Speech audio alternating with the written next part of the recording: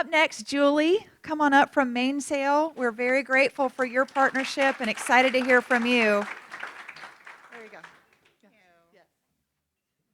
Good morning, everybody.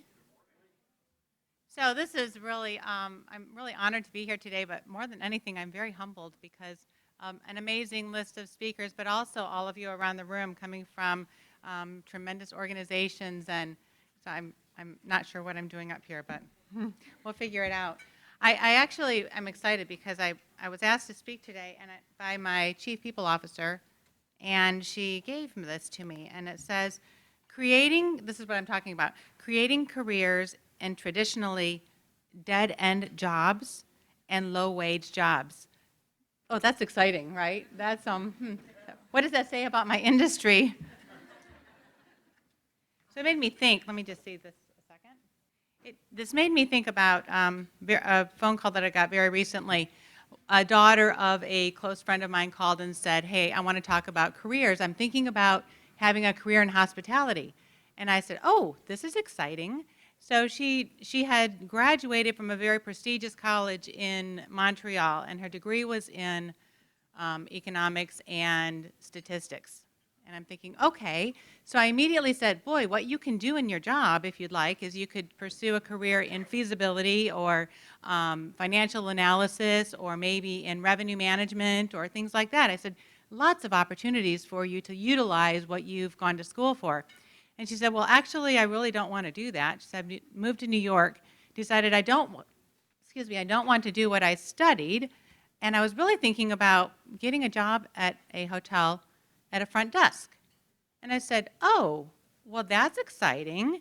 And she said, so is that a dead-end job, or is there something that I can make out of it? Can I make that a career? And I said, well, let me just tell you a shorter story. I grew up in Michigan. I'm the daughter of an immigrant, the first of my generation to go to college. But I went to college not knowing how it was going to be paid for, and not knowing how I was going to pay for the next month's rent or the next day's food even. And I got a job at a hotel working at the front desk, and I'd never stayed at a hotel in my life. So I thought this was going to be, something interesting, and I was not prepared for what it was going to do for me. And it led me to 40 years. I'm now in my 41st year of working in the hospitality industry, and I am an owner and partner in Mainsail Lodging and Development. So our company, we have over 1,300 employees, and we are operating in several states in the Southeast, and we are operating in the British Virgin Islands as well. So it is an industry that you can make a career out of, and one that I've absolutely fallen in love with, and I had no idea what I was doing. So Mainsail Lodging and Development is really made up of 4 operating companies. The largest company and the main company is Mainsail Property Management, and in this company we hold all of our employees and we operate our hotels. So we're contracted, we have contracts to operate hotels, and we are responsible for all aspects of the operation. Our development company does just that. We build hotels. We start from a feasibility analysis, working with different communities, working with the economic development councils in various cities and communities, and find out what is required and what's important to that community, and how can we make our hotels relevant in that community, and then we go ahead and we build them. We have a vacation rental company. Everybody's participating in the Airbnb space, and we do that as well. And then we have our 4th company that we're operating out of is Stay Sojo, and that really is our furnished living, where we go in and we set up apartments for people who are needing to stay, not wanting to stay in a hotel, but needing to be in a home-like environment for 30-day stays or longer. So those are our 4 operating companies. We do own a number of our hotels, but we do not own all of them. Sometimes we operate hotels for other companies. We also have had some challenges. I think all of us are talking about the recent challenges and experiences that we've had and how we deal with those. But we not so much as nursing, but we did have, our industry was impacted tremendously, where we went from being in the very peak of our year, so March is the highlight and the peak of all of our industry in the state of Florida anyway, and we went from being at peak performance to like almost closing the doors in just a matter of a couple of days. We worked very hard to not close our doors, and we only closed one hotel, which we had opened in February of 2020, and then we promptly closed it in March of 2020, only to reopen later that year. The rest of our hotels, we stayed open. And we did so by telling our general managers, you need to find some reason to bring in $1 for the day. You have to do anything. And so our front desk, we manned our front desk by our general managers or the chief engineer or people that needed to maintain the building, so that if somebody came in and needed a room, then we had the doors open. If we closed the doors and somebody came to use a room, we would have no opportunity to make the first dollar. We also sold toilet paper. We sold our groceries out of the kitchen. We sold anything that we had that people needed, they could come in to do, and we turned our entryways into drive-throughs and sold that way. As we started to have more opportunities to do business, we set up walk-through beverage stations on the front lawns. We set up different eating areas for people to eat in so that they had plenty of space. We just did anything we could possibly do, and we gave our leadership teams at our hotels a lot of authority and leeway to try to figure out, be creative, do what you can do to keep going, and we were able to recover. We were very thankful that we were in the state of Florida, and we recovered very quickly. So we were very thankful that we made it through that. We also have experienced, Hurricane Ian was a big hit for our state last year, and we had a beautiful hotel downtown Fort Myers, right on the Caloosahatchee River, and those river waters came up 12 feet. Well, guess what? Our front door was 12 feet and 1/2 inch, and no water came into our building. So what we did was, as soon as we were able to have power to the building, the city was not able to provide us with water, so we brought in tanker trucks full of water so that we could open and be an operating center for FEMA as well as the state of Florida. So again, we started to pivot and say, now what can we do for the community? And our staff there had community rallies within the next 2 weeks, where we were providing resources and gathered resources from within the community that were able to provide help to those in need, including our own staff. So it's all about learning how to pivot and to respond in the moment.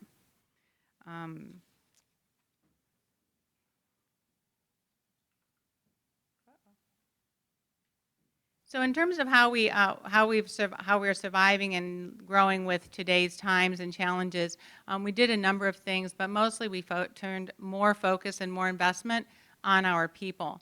So we hired a chief people officer, which was a new terminology for me. We had gone from a very small corporate human resources team to now having a big, sophisticated we call her chief of police, chief people officer.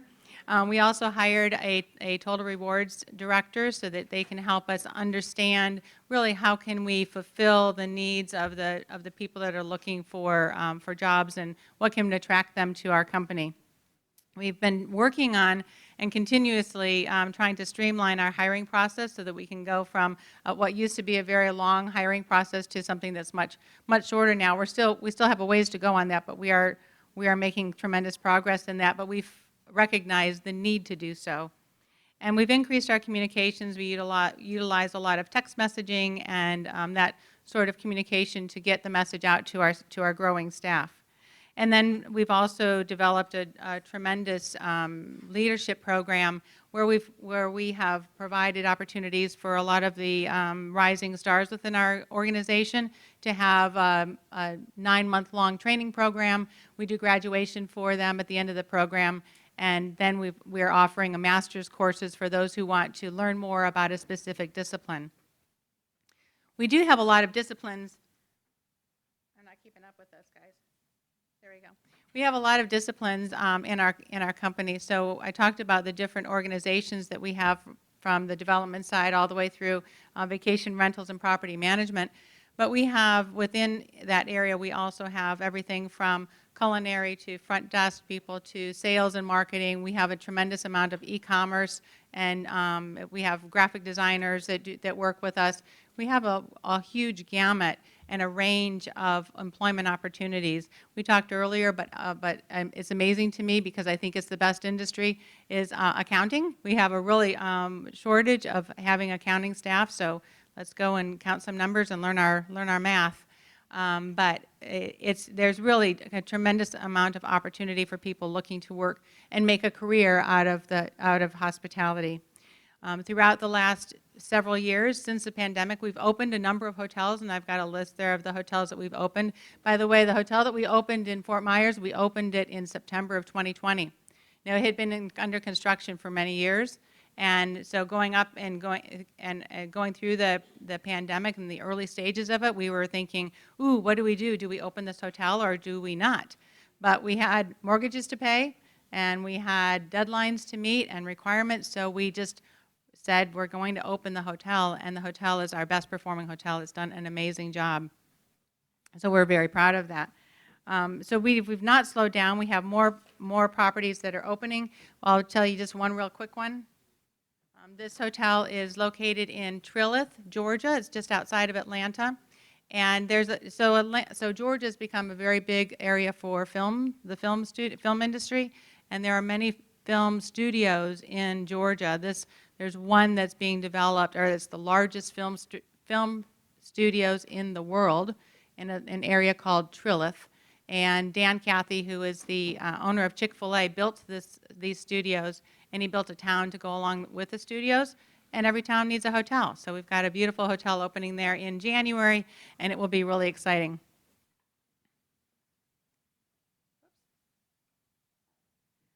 So the last story that I have, if anybody knows the Epicurean Hotel down in South Howard, Epicurean, the general manager of that hotel started with us at our first hotel.